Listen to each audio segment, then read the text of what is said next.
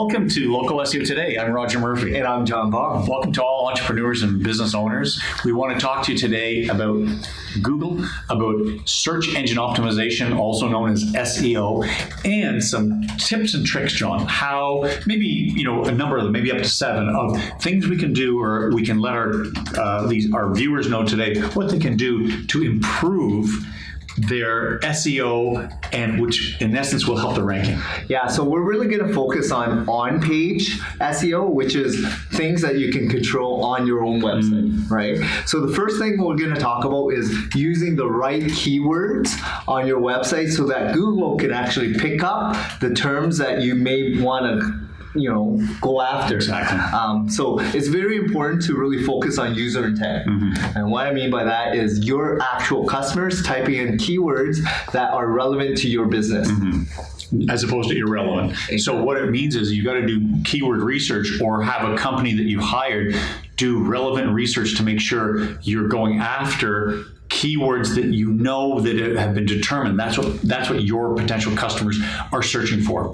So if you know what they're going for, then you can align your SEO and your on-page copy with what they're looking for. And it's very also important to understand the difference between broad-term keywords and long-term keywords, and also the conversion rate of keywords, right? So depending on how high density, high competition it is, or low competition, but it has a low volume, right? So understanding how many people it's attracting in terms of search queries, and then understanding how difficult it is to rank for certain keywords.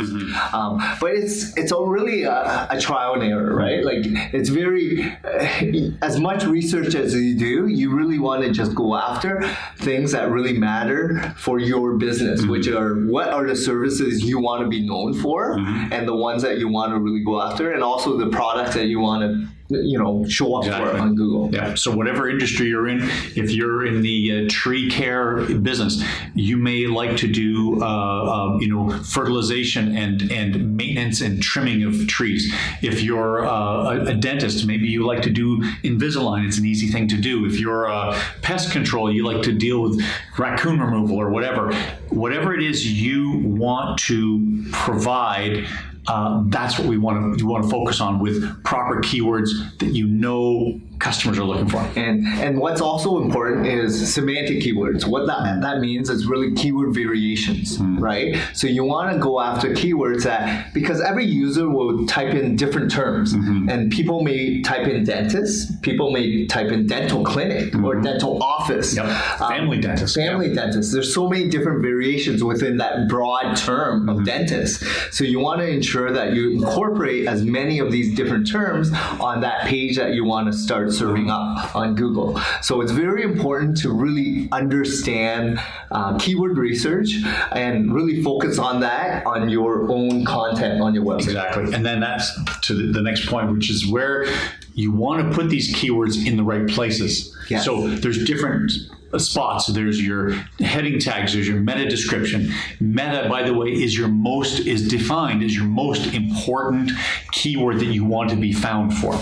Yeah, so the title tag is the top header of your website, right? And that's what gets picked up on the search engine results page. The meta description is that paragraph or 2 to 3 sentences of 150 plus characters where you can actually go into an actual sentence and let people know what, and kind of convert people to learn a little bit more about that service that you're offering. Then within the website, there's headers, H1 tags, H2 tags, H3, etc. And on top of that, images can be properly optimized and tagged as well. So there's a lot of different things on your website that you can actually really focus on making sure that keyword or that content or that keyword phrase is incorporated on that landing page that you're trying to rank for. Even URL, that was another thing. Very good. What I was just going to mention was, even with images, we see all the time, images that have been put on the website have not been tagged properly. So that's something we pick up all the time to try and fix, because that's a great tip. If your image is tagged properly, then Google will pick it up in terms of SEO. Yeah, it's all relevancy, right? So the more things that match that search query and user intent, and the cleaner your website is, the easier it makes Google feel like you are the right choice for that website to be served up for that customer, right? The third thing I do want to mention is there's different forms of content that you can display on your website. So the most talked about is written content, right? So it's very easy to write in English form because we're here in Canada, but there's also different forms and platforms that you can use, right? So there's audio format, there's images, which is podcast, which is what we're doing today. Yes, podcast. There's videos, which you can serve up if you're recording it. There's also like images. You can put images or infographics as a form of content as well. So there's different ways to serve up your content on a website. And video is easier than you think, and it's not as cumbersome. It's not, you might say, I'm not comfortable, but the truth is, people love video. They consume it billions of hours a day. So video is a very important component of SEO now. Yeah, and if you think about Google, if you remember that, that one bar, there's actually a place where you can actually search on Google, which is all search. There's also image searches. There's video searches. There's different searches, right? Where if you think about that, that's the different forms of content that can be displayed and searched. So you want to, encompass as many of them that you feel deem fit for your business and your website. Yeah.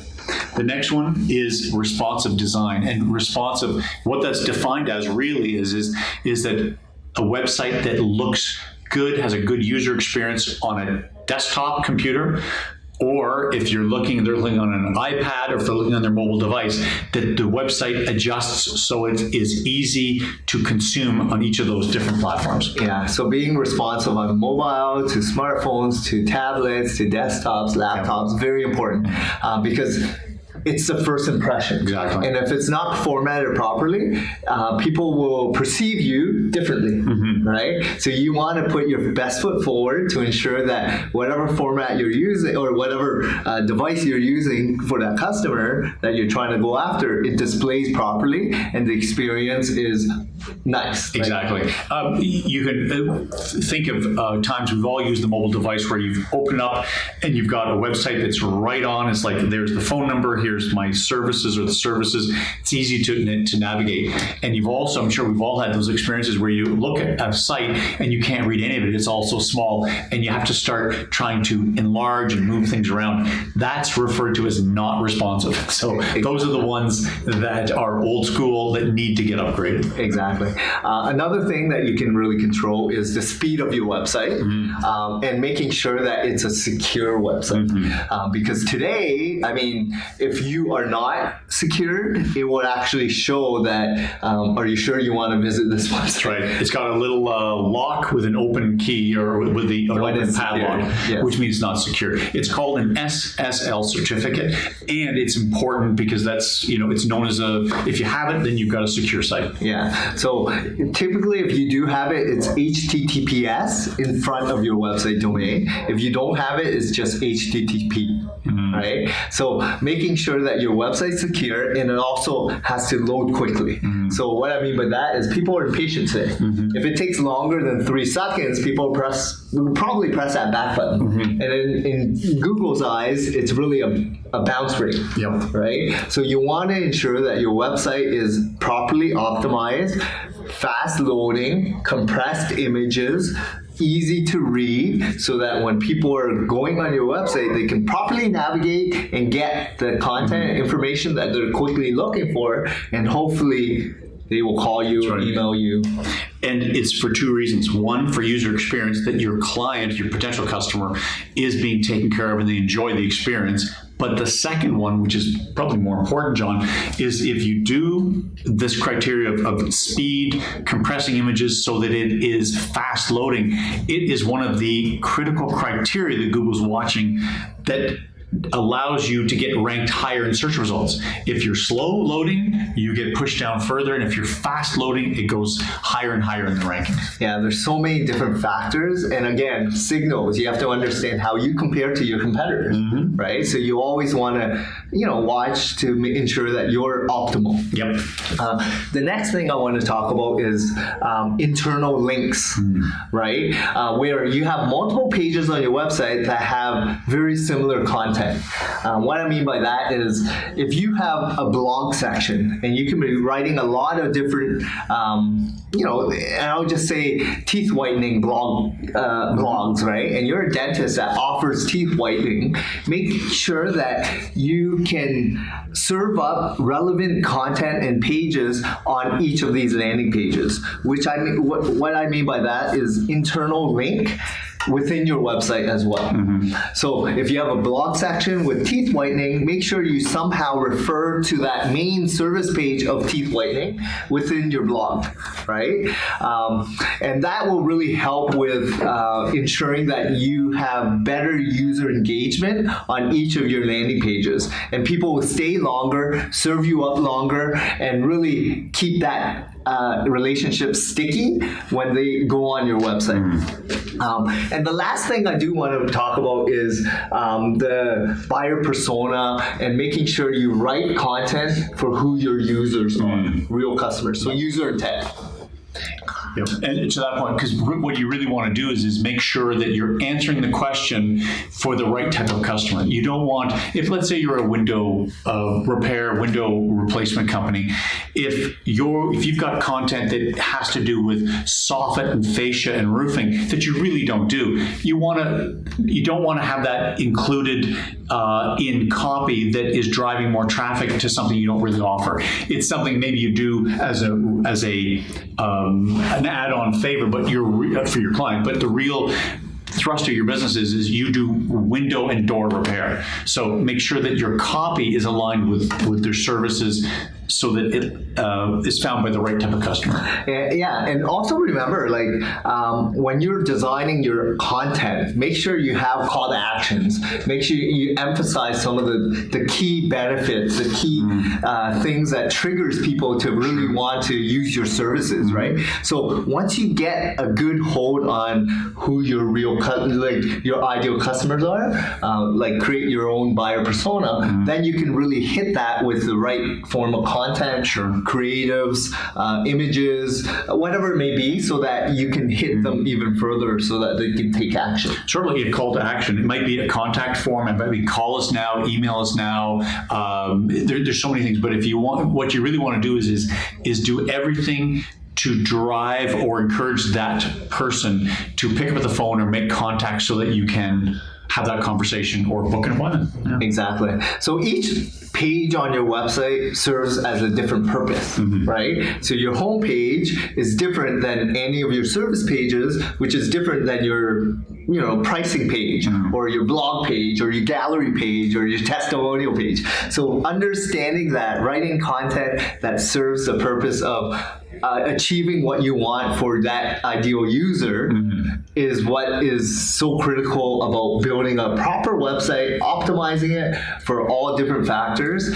But these are really good tips. Yep. I appreciate, John, your expertise today. Thank you to everyone watching our podcast, and we'll see you again at Local SEO today. Thank you.